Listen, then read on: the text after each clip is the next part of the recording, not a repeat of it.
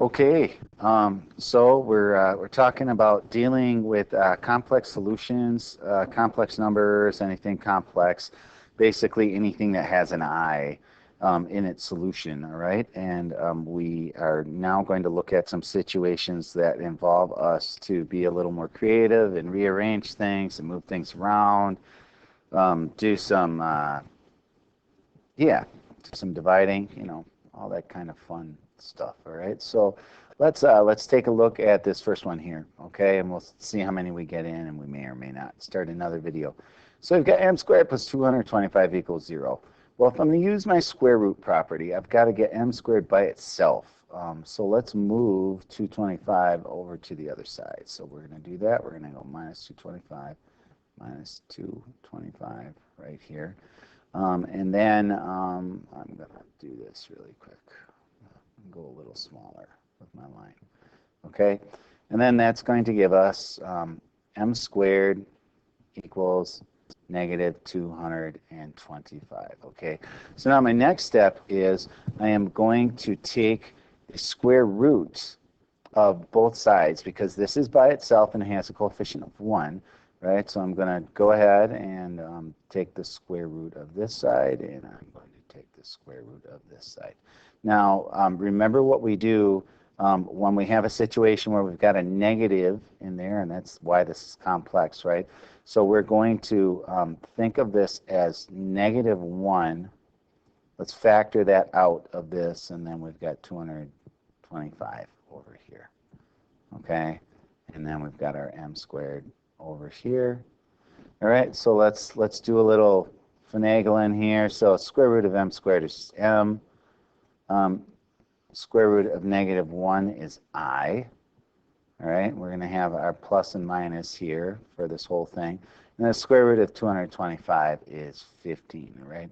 And so that's kind of the way it looks right now. So the way we write these, all right, is you usually put the I on the back end of everything. I is usually the last thing you see. So we're going to go plus and minus 15 I. And that is how that'll be written. Okay? So when you see the I, that indicates to you that you're dealing with a complex number, an imaginary number, so it's not the same as plus and minus 15, right? Very different. Yeah, so that's that one.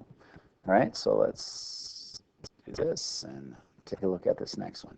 This next one here, we've got negative 2a squared here, minus 4, 5. So I'm looking at this. What we want to do is we want to get this term, first of all, by itself on one side. So let's ship that 4 off to the other side. Okay, so if I add 4, that is going to give me negative 2a squared equals 9. All right, fabulous. Now, let's divide by negative 2.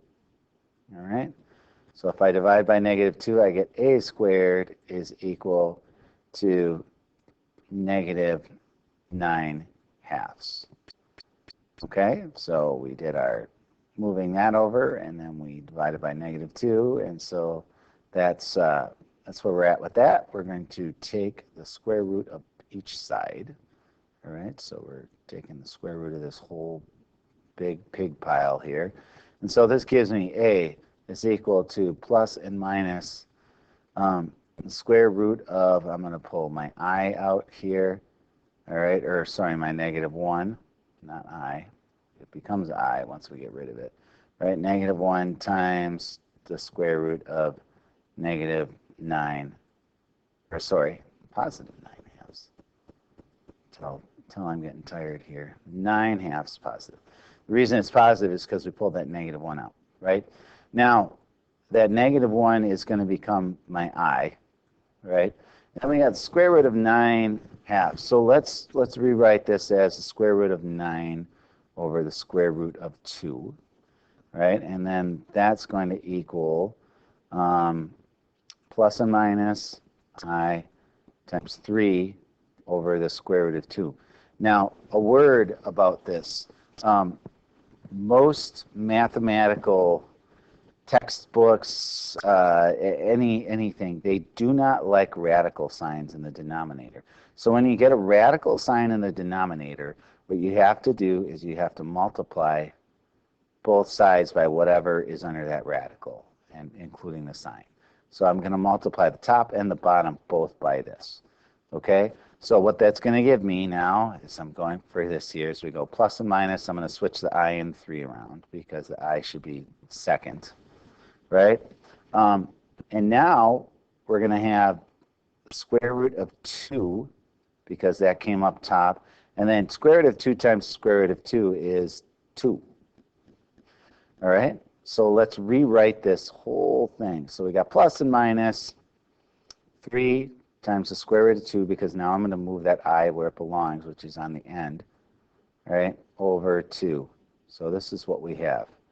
We have this ugly number, which is basically 1.5 times 1.4, right? So whatever that's going to wind up being, 2.4 something, irrational number, plus and minus that times I.